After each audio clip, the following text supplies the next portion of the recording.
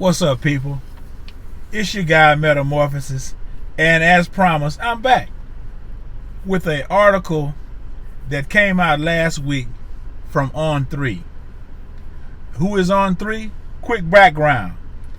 On3, in my mind, stepped out of relative obscurity into the spotlight when Cormani McClain, who prior to decommitting from the University of Miami was rated the number one cornerback in the nation, and the number one cornerback, obviously, in the state of Florida.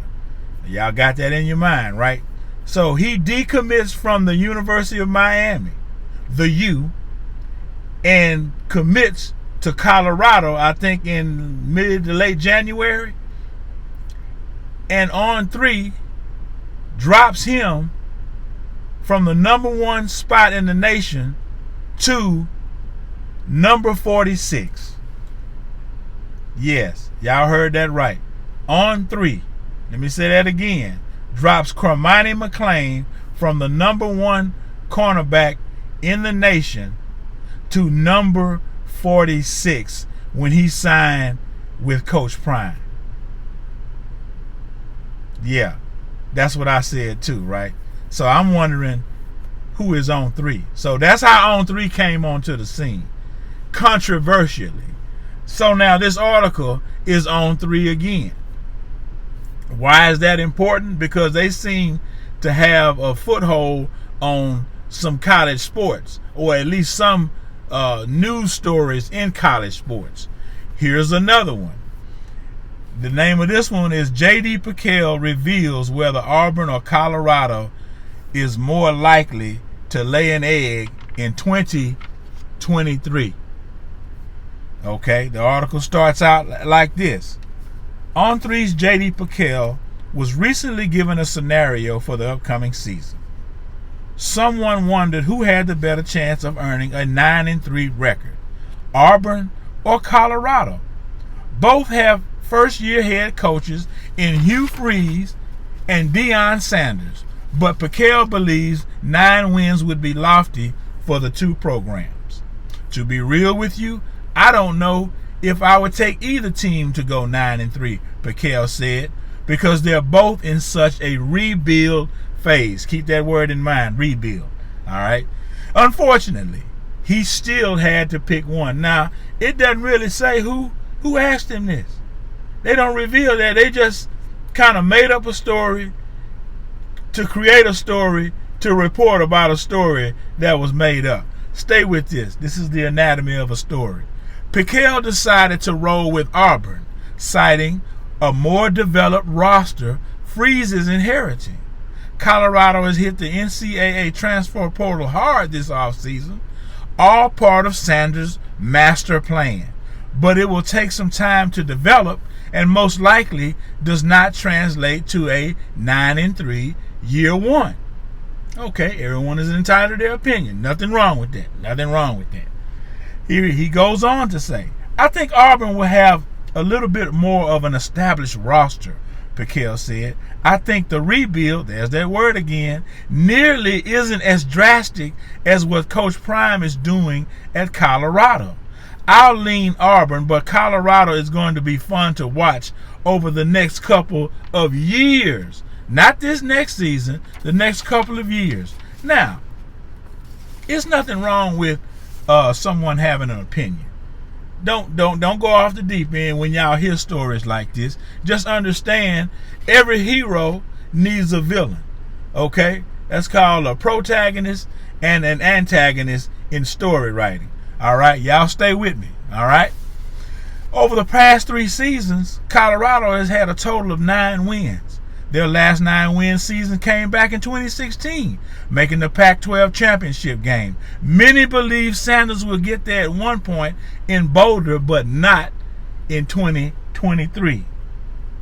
At the same time, Piquel was asked, we don't know who asked him, but here it is, which program was more likely to lay an egg in their head coach's inaugural season.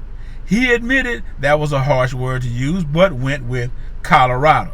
There are just too many questions after making the jump to the Power 5 level. Okay?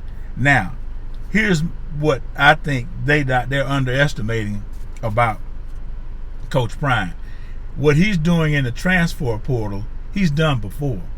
So he has a formula about how he's going in and out of this transfer portal, getting the players that he needs. He's basically hand selecting these players for his program. Now, I don't know how they decided to come up with the depth chart or the number of players that they would need, but Coach Sanders did this same thing at JSU, but no one paid attention. Nobody paid attention. Back to the story. There's no data on Coach Prime at Colorado, Pregame said. I've stood here and told you I think it's going to work.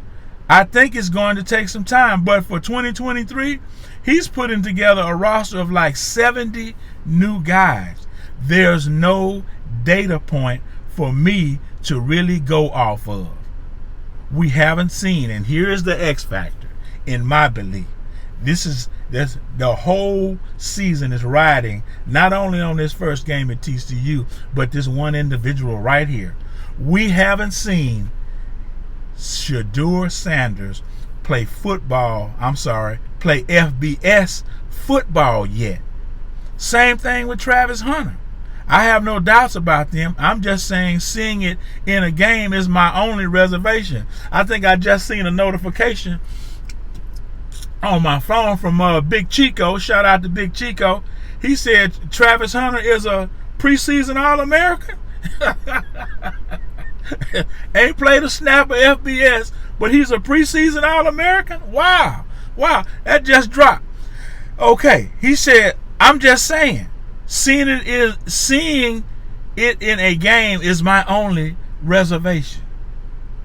4 wins for Auburn would be a disaster for Freeze this season, but for Colorado, it would be a massive improvement and something the program could be happy with. Are you serious? Are you actually serious? 4 wins. You think Coach Prime went to all of this trouble for 4 wins? For 4 wins? He says, I think if you can win 4 games at Colorado this year, that would be phenomenal. This is Pregame on 3, JD Pregame, remember on 3. He said that's a 3-win improvement from last year. Like, we don't know math. He said, party for the good people in Boulder. I don't think Coach Prime is going to all of this trouble to just win 3 more games than the guy they just let go. I don't think he's doing that. I don't think he got I think this staff is better than that. And I also think his son is a better quarterback than the TCU quarterback. I'm putting everything on the TCU game for their season.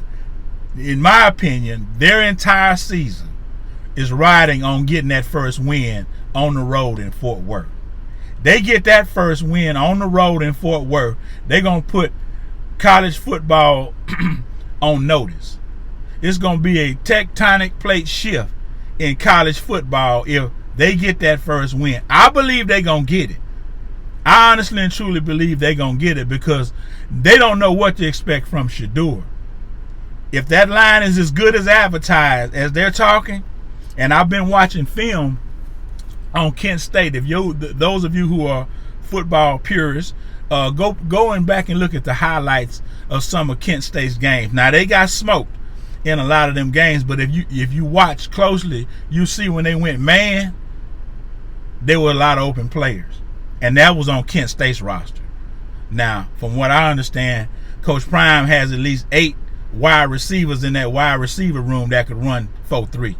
So we're talking a completely different offense, completely different talents and skill sets, completely different speed level. I mean, he's gonna have speed on from 5'8" to 6'2", 6'3", 6'4", up and down the field. So everybody's gonna get a chance to contribute in this offense. And that running back they got from U of H, McCaskill, I mean, it could be literally off of the chain. It might be a boat race. Colorado might boat race TCU in their backyard. But that's all I got for y'all right now. As I've always promised, to be compelling, inspirational, insightful, and thought-provoking. Hey, you all have a blessed day. I'll holler at you. I'm out.